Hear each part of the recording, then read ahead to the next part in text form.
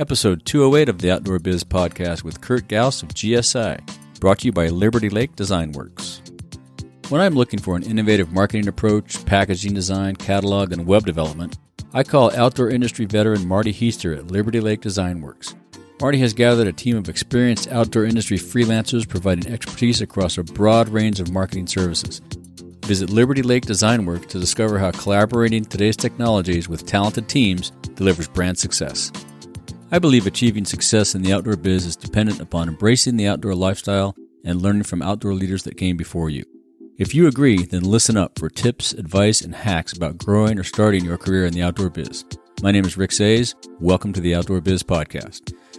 Today's guest is one of our outdoor design wizards making the cool product we just can't live without. He has degrees in design from Notre Dame and the University of Wisconsin-Milwaukee.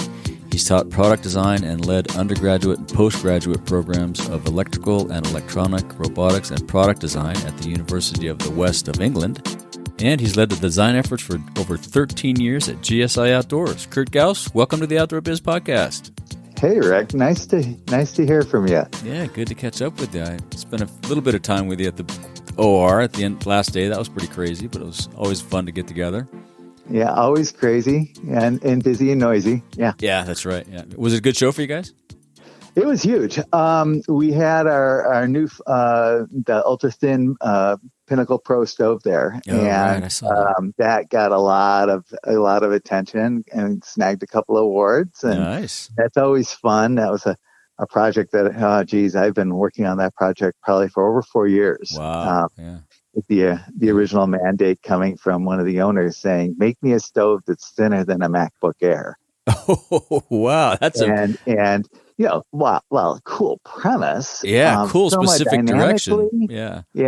Thermodynamically, darn near impossible. Wow. So had to bone up on how to design for hot heat and gas and combustion. And I'd done some smaller backpacking stoves, so I had a background in it, but never anything this complicated. Well, you nailed it. We broke some barriers, and it'll be in the stores in July, probably June, July. So that's cool. That's right around the corner. Oh yeah. So how did you get introduced to the outdoors, hiking and camping and all that? My father grew up on a farm, and his idea of vacation, summer vacation property was to buy a farm. And so, much to my mother's chagrin, he bought a farm. We're going where? My mom kind of wanted the lake house in, north of Milwaukee, Wisconsin, but he got the farm. And so from Memorial Day through Labor Day, we were basically dropped off. And I had 3 older siblings, and we had 70 plus acres just to roam and tree forts and camps and teepees and sweat lodges and ponds and fishing and all that. How fun is that? Yeah. Yeah, it was pretty fun. And also learning, the trade of farming. And because I did hay bales when I was a teenager, and that was good hard work. Yeah. And mucked out barns and stuff like that. So you get over some of your phobias really quickly when you work on a farm. That's right. Did you guys also grow veggies and stuff? We didn't. Well, we had our family veg plot, which was probably 20 yards by 20 yards or something like that. And the biggest challenge there is to keep the rabbits out and the deer out. And the deer out, right. Lots of chicken wire. And, but about a quarter of the farm actually was working fields. And so we would actually lease the fields out to our neighboring farms. And they would grow alfalfa and corn and, rotate crops through that. And then the rest of the land went from bog up to forest. And really pretty part of Wisconsin, the Kettle Moraine, up near Plymouth. If any of you know about Plymouth, Wisconsin, used to be the cheese capital of the world. I'm sure a few of our outdoor listeners know about that. All the folks that live up there in Green Bay and Appleton. Us cheddarheads. That's right. Yeah. So and then I'll just continue. And then after that, when I was in my late teens, my dad had sold the farm, and we got interested in sailing again. My dad had sailed a bit, and he bought a little 17-foot day sailor, and we kept it down at the community sailing center in Milwaukee. And basically, I would play on that boat. And I lucked into a job at the yacht club running the race committee. Wow. And so very soon after that, I started to get invited onto people's boats, and I learned the trade of racing sailboats. And, cool. And then I started teaching sailing, and I really fell in love with the whole mechanism of teaching and what that offers. And so lots of time spent on a farm and lots of time spent on the water, and I still hold those really near and dear. Well, yeah, that'll solidify your love for the outdoors, that's for sure. And that kind of explains a little bit about the education and background, because my next question was, you have an impressive product design and education background. What inspired that? Was it the learning the aspect of teaching when you were teaching sailing? Yeah, that certainly was super rewarding. I also come from a family of educators. My siblings are educators, and so very, very quickly saw how that went and how rewarding that is. So very quickly on, I was in an apprenticeship in an architecture studio, and I met up with one of their architects, and he was going to Illinois Institute of Technology and studying to become a university professor, and that planted the seed way back in my head. Gotcha. That, all right, I'm going to go for my undergraduate, and then I'm going to go for my postgrad, and I'm going to teach in a university someday. Very cool. And that led me down the track. And well, you want me to tell you the whole story? I can lay that. Sure. Yeah. So I did my undergraduate, and 3 years into the profession, my boss said, "Kurt, it's time for you to go and follow your dreams. And you're really valuable here, but I can't offer you much more, and Milwaukee's not going to offer you much more." So I cast my net out to postgrad schools, and University of Notre Dame hired me as adjunct faculty. And the great thing about that is there was no tuition, and I got a paycheck. So that's great. Yeah, I was able to come out of my postgrad degree with all my student loans actually paid off. Wow, very cool. That's great. Huge. That's significant. Yeah.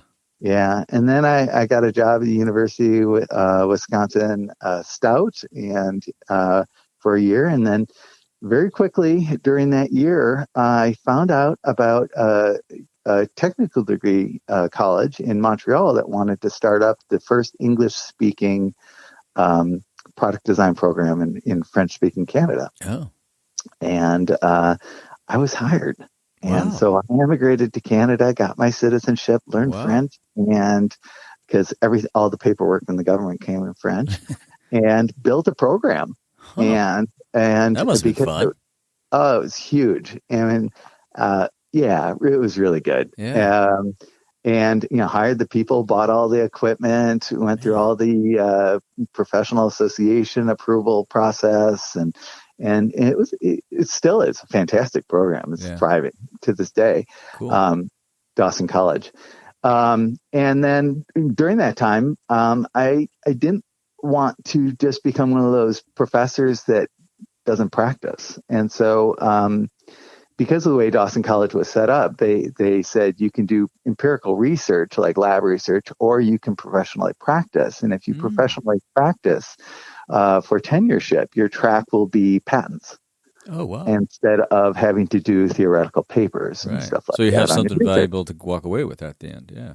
Right. And so I started a little collaborative called the Gauss Group. And it was a bunch of my friends that were out in the field and a couple of students that had just graduated. And we did projects, and we professionally practiced and had a thriving design firm group for 4 or 5 years until I moved on to Spokane. But it was great. And one of those projects was the medical appliances. Well, actually 3 of them were medical appliances. But I was just going to ask you about that. So that's how you got into that work. That's great. Yeah, well, you're working for a college, and then other R&Ds at other universities and colleges, know of you, and it's not that hard to think that they're going to call you up and at least ask for a consultation. And so right away, I got involved in designing knee appliances with Nike Bauer and University of McGill and University of Montreal, and to rub shoulders with industrialists and amazing researchers, and to take their dreams and ideas and concerns and turn them into a viable product that's patentable and marketable, was just an amazing opportunity. And knee products, I mean, and the functionality and the tolerances you've got to build into those things, I mean, that just solidified your experience in ways that I bet you still call on today. Yeah, what it taught me is this empirical love of mine for engineering solutions. Mm-hmm. And that really had centered me with how I approached design. Mm-hmm. And how at Dawson College I was teaching and formed the program to go towards design. Right. It's just not pretty pictures. It's just not pretty sketches or drawings or computer renderings. And you have to build things, one, that work, and two, that hopefully, not only solve the functional aspects of what the design needs are, but also fill in the emotional aspects. Yeah. I mean, I need a knee replacement, and I for years have needed it, but I can't imagine what it does for someone mentally as well as physically. I know what it'll do physically, but mentally it's just got to, that's not going to hurt anymore. I can do this now. That's got to be really significant. Right. So one of the knee braces was fun because it was a prophylactic, and that means it doesn't actually do anything for you under a normal use. But if someone were to hit you or check you, a hockey player or field hockey player, it would protect you. It'd take the hit for you. Right. And there's a whole bucket of emotional things around there. When you're an athlete that's earning, millions of dollars a year, and someone take you out. Yeah. And what is that to have this this appliance on your leg that's going to be able to take the shot for you? Yeah. And yet from an engineering design point of view, everyone has their own, it's called pathology. Your leg moves differently than my leg. Our bones are built differently. So how do you build a brace that's not a custom workup for everyone, that actually can be adjusted to everyone's pathology and moves exactly as their leg moves without putting any kind of odd movement into it, causing injury? That was a trick. Yeah, I can imagine. Yeah, it's I've got two of them, and you guys did a great job. I don't know if one were inspired by your work, but yeah, it's amazing what they do. I mean, it just takes the weight, takes the load off, and there's no pain. And of course, it's gotten worse over the years. I don't ski anymore, but I used to wear braces all the time just so I could ski. So very cool. And so you've had a couple of different stints at GSI with some academic work in between at the University of the West of England. Tell our listeners about that. Yeah. So how it happened is, obviously, we've talked about the love of teaching. Yeah. And I was teaching at Dawson College and running that program before I came to GSI. And GSI was one of my clients when I was running the Gauss group. And so I consulted with GSI Outdoors for about 3-4 years before I actually moved in-house and took the bite to actually step away from teaching after a decade and a couple of years, and to go do a deep dive into industry and join this fantastic young company with a really fun ownership and build the brand and build through design. And, Johnny Ives talks about this with Apple. And if we look at the top Fortune 500 companies, they grow through design. They don't grow through sales, and they don't go through advertising. Those support great design. Yeah. And so here's this, GSI Outdoors, a small company that does cookware and known for its enamelware, right? And we introduced design, and we saw the company grow and grow and grow consecutively and win awards through, basically the crash, 2010.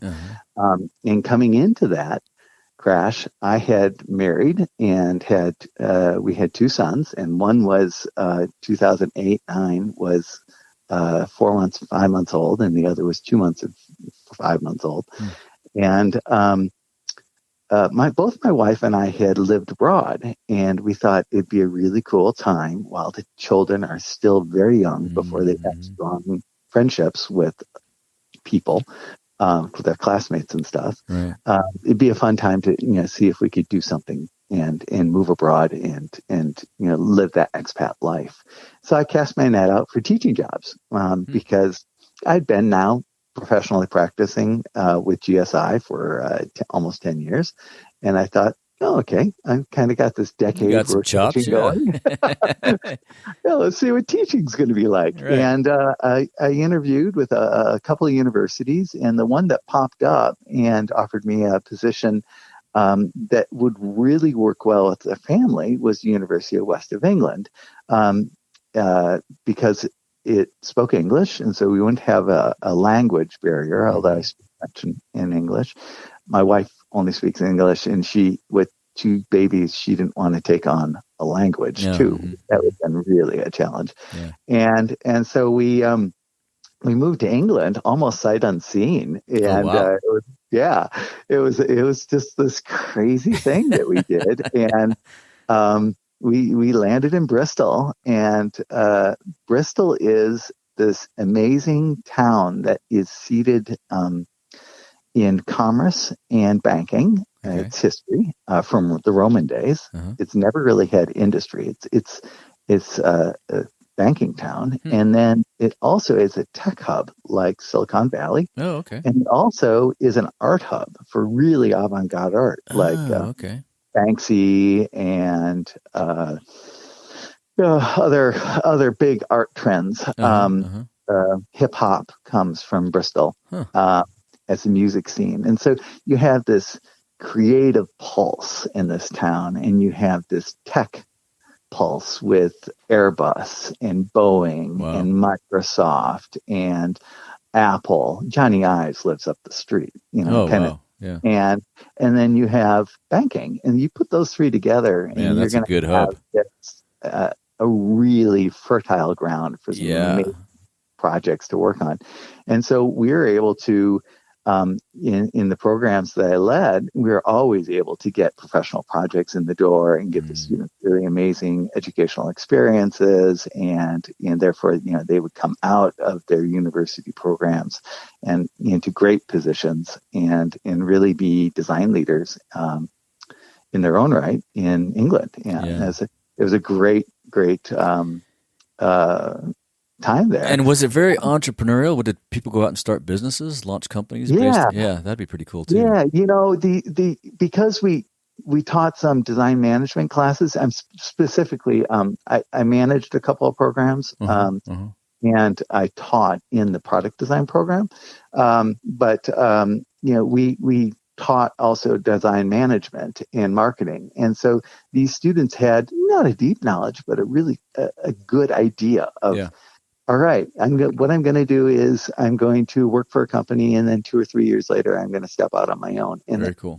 They do that, and they're very successful. And and the university itself, it's located on the old Filton Air Base, which is where Airbus started. Okay. And so it has this aeronautics aviation history behind it. Used to be a polytechnic, so it's very strong in the technical fields. And it was a perfect match for someone with my kind of engineering-based product design approach to come into a program and push. Now we do real world design here, not pretty pictures. Right. Well, it must have been fun too for your family and your kids. I mean, being around all those young, creative people and having the banking business there to help support financially. What a blast, man! I can't imagine. And just the whole history. And right. It's really about history. Right. Every weekend we go out to National Trust, and explore, and camping, and traveling up to Scotland and over to visit friends in London and Wales, and everything's so close. It's a couple-hour drive away, but it's really cool. So how did GSI lure you back from that? Really interesting. They always said, "There's a door open here, Kurt. We know that you love to teach, and we totally understand what you want to do with your family, and that this is time for you to do it." I don't know if they're really happy about seeing me walk out yeah, in 2010, right. But without necessarily knowing if I'm going to come back. But they always had the door open. And about 3 years in, Sarah and I my wife, we were thinking, I think we want to actually start looking at returning to the Pacific Northwest area, and either Canada or the United States. And where would we want to go? And so we did the pros and cons thing that everyone does. Yeah. And we looked at each other and go, Spokane? We could move anywhere we want. And when we left Spokane, well, I'll back up. When we came to Spokane, Sarah came to Spokane as a Gonzaga University student, and I came to Spokane after Dawson College, and around 2000, Spokane was just starting to move, and its art scene was just starting, and its craft beer and whiskey and wine was just starting to come on, and it has universities there, and it has hospitals, and it has all the elements. It was just starting to come on. By 2010, it was starting to really roll, and then the recession came in. And then when we decided to come back, it had really started to move, and it's really, really becoming a very cool town. Yeah, that's so close to the outdoors. There's 50 lakes, 50 rivers, 50 mountains within 50 miles. Oh, cool. Yeah, no, that's a great spot. I mean, for outdoor stuff, if you want to go do anything outdoors, Spokane is a great hub. You're right. Yeah. So I had the door open to me, and basically. The position was to lead up the design team, and that's graphic and product and engineering, and all the marketing and the marketing from a brand position. And I collaborate on the marketing with director of sales, and so he kind of takes a lot of the sales issues around the marketing, the sell through, and I take all the branding aspects of it. And I like that way that's set up. That makes a lot of sense. It does, especially if you're really trying to have a design-led company. Yeah. And granted, we all have to make sales. And so at the end of the day, it's got to go out the door. Sell a product. So you just can't bomb your company by having these great branding initiatives without sales to back them up. Right. But it's a fantastic opportunity. So it was kind of easy. And we knew we knew the town. When you move into a new town, it takes you years to adjust, but we knew it. Yeah. And so it was easy for the family, easy for GSI, and just made sense. We're going to take a little break and give some love to our episode sponsor, Creativelive. We'll be right back. Level up your creative game for free today with Creativelive and their amazing selection of live and on-air classes. With over 1,500 curated classes in photography and video, money and life, craft and maker, art and design, and music and audio, there is something for everyone. Watch their on-air broadcast for free or buy a class and own the content for life. Go to theoutdoorbizpodcast.com/creativelive and start building creative skills from the world's top experts today. Now, back to the show. Let's shift gears a little bit and talk about, I love how your products just function and work together. I originally went to school to study architecture and never continued on with it, so I have that in my background. But, your products I used your new coffee setup over the weekend, and it's just like, it's tight, it's clean, it works, it doesn't take up a lot of space in your pack. It's just great. So where do your ideas come from? Where does that design ethos? Well, funny you say that. They're very pragmatic. What we really did is we looked at the value proposition for the people that were using our gear. Now, GSI, we make cookware and we make hydration stuff, bottles and stuff like that. So when you're going out and hiking, you have to basically carry water, and you have to carry your cookware, right? And then you have your plates, cups, and bowls, and aside from that little Boy Scout aluminum mess kit, which was kind of awful, that we all grew up with, right? Everything stuck. We all had one of those. Yep. We all had one of those. There hadn't been a lot of really this infilling. And so the idea came about that if we could start with a fuel canister and a stove and wrap a cup around that, or a mug around that, and then put a bowl around that, and then put a fork, knife, spoon in that, and then put that into a pot, and put that pot into actually a bag that could be dual purposed as a water carrier or a kitchen sink. You start to win. You start to increase the value proposition because now you're getting more function for less space. Right. Big time. And the materials are materials, right? So polypropylene weighs what it weighs, and aluminum weighs what it weighs, and works really well. And so if the materials are pretty straightforward, but it really comes down to the design and the utility of the design.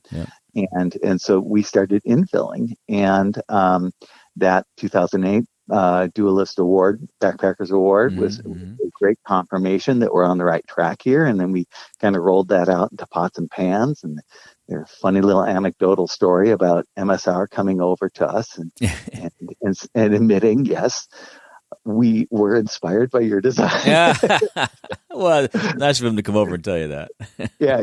And they're good. Yeah, they're good guys. They're great guys. And we all laugh about it because, of course, we're looking at each other, and it's all good competition. It drives us all to be better. And so that basically really branded GSI as this. They're the people to put everything inside everything, like the Metrotroika Russian dolls, and then in 2009, I did this silicone collapsible cup with a lid on it, and other people were inspired by that design, and they did their product lines, and we came back to that in 2016. And did a pot with one of the radiators or a heat sink on the bottom. And what that does is that instead of trying to infill, that collapses down flat, obviously. So it creates a different way of high density packing. So bottom line is you can get more value in less space. You're not carrying a house on your back. Exactly. And you're going to be more comfortable in the outdoors. Yeah, right? And you use lightweight materials, and was there any individual person who influenced or inspired your design style, or is it just all the backpackers and your experience in the outdoors?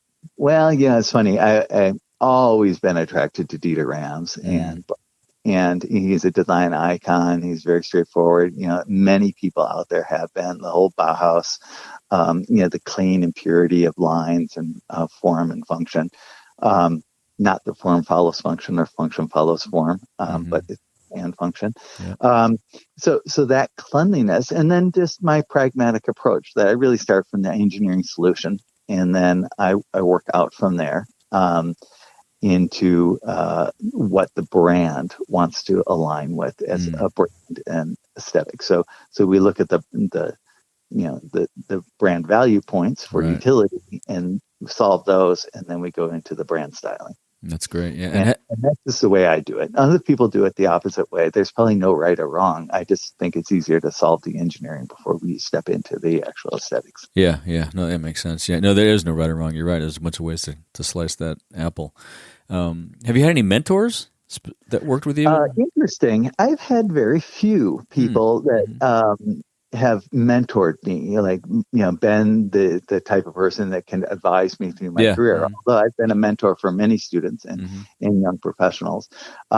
There was one professor at the University of Bristol when I was at the University of West of England, and we were doing a collaborative project to bring our schools together into the Bristol Institute of Creative Technology. And this was like a Bell Labs of the 40s and 50s, where you put technology and artists and industrialists all in the same room, and you just do this crazy projects involving AR and computer technology that David May brought in, and his group from the University of Bristol, and my electronics and robotics and product design from UE. And it would have been great. It never came to fruition, but during those years that I was working with him, he was so inspiring and so great in his counsel that I would say that he was probably my mentor while I was in England. Gotcha. And a really cool person. That's good. Yeah, it's good to have someone like that. Yeah. So you must be outside all the time. Do you have a couple of favorite spots? Not out. Nobody's outside enough, is how I feel. But you must get out to test products and test ideas. And do you have any favorite spots you like to go to? Yeah. Well, certainly. In my outside time, I have two young boys, 11 and 13, coming on. And we mountain bike and we ski, and we love it. And there's a local local mountain biking area called Beacon Hill, just on the just outside of downtown. It's so easy to get to. 10-minute drive from my house. That's great. And it has miles of mountain biking. And so we do that pretty much 8 months of the year. And when we're not doing that during the summer months, we're hiking in the Pacific Northwest sometimes we get out to the Bellevue area and we do some sailing. So cool. Fun. So you do a lot of different stuff. Yeah. Yeah. And then in the winter, we Nordic ski and we alpine ski. Cool. And because we're in the Pacific Northwest, we have plenty of that around. Yeah. Mount Spokane has a great little community mountain and community alpine and Nordic ski area. And Spokane Nordic Ski Association, I volunteer for them. And, cool. Yeah. That's fun. Like that. Is there any place you haven't been to that you'd like to go visit? South America. South America. Oh, yeah. Where in South America? Well, of course, everyone says Chile, right? Yeah. You get down towards Patagonia and start to see that kind of stuff down there. Would be really, really an amazing adventure. But we're going to have to brush up on our Spanish before then. Well, they speak a lot of English down there. I was down there. We went down, spent some time in Santiago, and then went to Antarctica. Spent some time in Ushuaia before we left. And you're right. That is just, it reminds me of the Sierra a lot, actually. It's pretty rugged country. There's just a wide variety of terrain to go visit. And I want to go back because I was just traveling through to get to Ushuaia to get on the boat. I didn't see much of it, but yeah, it's just amazing. And so you do a lot of outdoor activities. You sail, you ski, you hike. Any climbing or? Well, we haven't done much rope climbing. We have the kit, but it just, how do you fit it all in? It's hard. What we do, most of my skiing on Saturdays is I lead a 10 to 15-year-old a class called Spokane Nordic Rangers. Oh, cool. And it's for our local Nordic Ski Association. And it's basically for 10 to 15-year-olds and to teach them navigation, snow science, shelter, and first aid. Oh, wow. And so it's kind of an introduction to what ski patrol would be, or also just really a good way to learn how to be safe in the winter in the Pacific Northwest. Oh, that's huge. Yeah. Snow science covers avalanche, first aid, covers, group dynamics and failure chain analysis and navigation. Well, you got to know where you are, even if you don't know how to use a compass, all the tricks to a line of sight and how to read topo maps. And then shelter building is what everyone enjoys the most. It's like how to build a fire in snow and with wet wood, and how to actually do a really quick shelter and then do really elaborate igloos and stuff like that. And so fun. It's a great class. Yeah. And then, of course, Nordic skiing, skate skiing, alpine skiing, backcountry skiing I used to do before kids, and we get back into a little bit as they get older, but the stakes are too high. And then, like I said, just hiking around the Pacific Northwest. We're planning a hike in Stehekin, Lake Chelan area, and early this summer, and then sailing. Of course, whenever I can get sailing, I sail, whether it's Pend Oreille or Priest Lake or on the ocean. That's great. Sounds like a great life. Do you have any suggestions or advice for folks wanting to get into the outdoor biz? That's a great question. I get asked that a lot. Mm-hmm. Obviously, people are asking me for internships often. Oh, right. Well, there's two sides of the outdoor business. There's the sales side and customer service side, and there's the design side. And so if you want to get into the sales side, my advice is get a job, an entry-level job in a customer service. And that's going to be taking care of, either end customers or buyers for, your accounts like REI and such like that. Yeah. And what that teaches you a whole lot about the business. It teaches you about the issues of, closing a sale and customer support after the sale, and that whole ecology and ecosystem there. And then if you want to get into design, a lot of people say, oh, I love the outdoor world. I want to get an internship in a design office in the outdoor. And that really casts a very, very small net. Yeah. Very small net. And I would say, most of the people I've hired have had experience not in the outdoor industry. They've had broader experience, which is actually, from a design director's point of view, what you want. What kind of skills from designing washing machines in Kalamazoo, Michigan can you bring to GSI? Exactly. Yeah. There's something there. Yeah. That wouldn't be there if it was an incestuous move from moving from, say, MSR to GSI or something like that. Yeah, that's a good point. So really look for internships, and for me, from a design director's point of view, get an internship. Whether it's a non-paid internship during the summer or a paid internship after graduation, where you're just getting basically minimum wage and doing the scut work. Yeah. That is what I want to see. I want to see how you work with people. I want to and what you do with your time as a person working in a group, and how you can talk about that and bring that experience forward. It's a lot about group dynamics in a creative world, and so you want to make sure that person that you'd be looking at has had some experience in a design firm. Yeah, no, that's great advice. I tell people the same thing. I mean, I used to tell people a lot of times wanting to get into sales, you got to go work retail. If you have no retail background, yeah, exactly. Same thing. Seeing what the customer does first, you can't help us. So yeah, that's good. And that retail would obviously support if you wanted to get into customer service, in-house sale, customer, and work in retail at an REI. Of course, that's just going to be perfect. Yeah, exactly. Yeah. So you get out a lot. Do you have any other daily routines to keep your sanity? Do you meditate? Yeah. My wife and I we wake up at 4:30, 5 o'clock, and do our morning yoga together while the house is still quiet. Yeah. And then we adopted this crazy dog.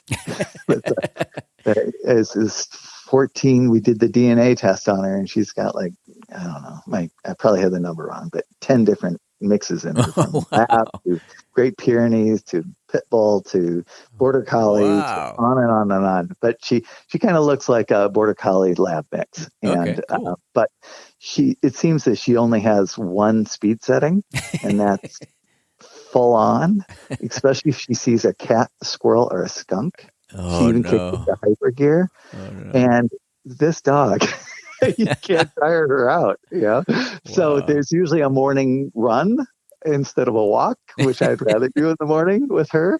And then certainly there's all the weekend things, and our weekends are pretty full. And sounds like it. Yeah. We try to fit some bike maintenance in and some house maintenance in, but oftentimes this gets trumped to the pursuit. Yeah, that makes sense. No, we didn't need to clean the chains. Let's go and ride. Yeah, we can do that later. We can do that later. How about podcasts or books? Do you give books as gifts very often, or some of your favorite books? I don't give books as gifts. I read kind of to escape. Yeah, and so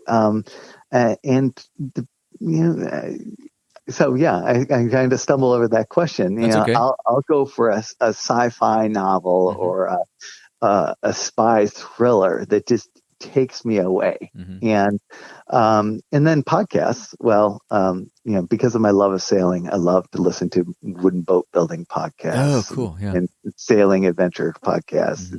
These people that are taking their families or taking themselves around the world and doing that. That's just living vicariously and for them. And TED Talks. I love TED Talks and your program's great. Oh, thank you. Yeah. Yeah. Working in Spokane can be a little isolating. It's not like Seattle, where there's design firms around. And so if I can network vicariously and hear what's going on with other people, that's great, because we don't get time to do that when we're at OR. Yeah, no, you're right. We don't. We're so busy. Yeah. Have you been to the Wooden Boat Festival? I have not. Oh, but you got to go to Fort Thompson is where I'd like to retire for sure. Okay, yeah. You've got to go to that. I went up there one time to visit a buddy of mine who lived there for many, many years, and that was going on. Man, that some of the work, design and craftsmanship, and that thing is amazing. Beautiful work, beautiful boats. Yeah, love it. Yeah. So, what's your favorite outdoor gear purchase under $100? Here's your chance for a plug. Wow. Yeah, a chance for a plug. Yeah. So I work in the company where, fortunately, I get R&D samples. Yeah. So take all of that stuff off the list. Yeah. Now, and those are all things that are under $100. So I have to go and say that my favorite purchase as of late, and it was a little more than $100, is a pair of Salomon hiking boots. Okay. They were and they still are fantastic. They just work so well, and boots are really personal things. But these just, cool. I look forward to putting my feet in these things. And nice. I can't have said that about a lot of boots in my history. I'm the same. Yeah, I wear a Salomon as well. Cool. If you had a huge banner at the entrance of Outdoor Retailer, what would it say? Well, I don't. Okay, I can't come up with the words of exactly what it would say, but I could tell you about what it would mean. And so I'd say you have to say something about reducing consumption and the power of our buyers in retail stores to purchase from informed brands that are leading in best practice ecologically and socially. Oh, I like it. Yeah. So, we got, right now with COVID, we're really seeing our world just change. And obviously before COVID came in, the big noise in the room, the big, elephant in the room was our environment and how fast it is changing. And, buyers have tremendous power to, scrutinize a company and hold a company to accountability and not buy from a company that is not doing all that they can do to reduce the ecological footprint.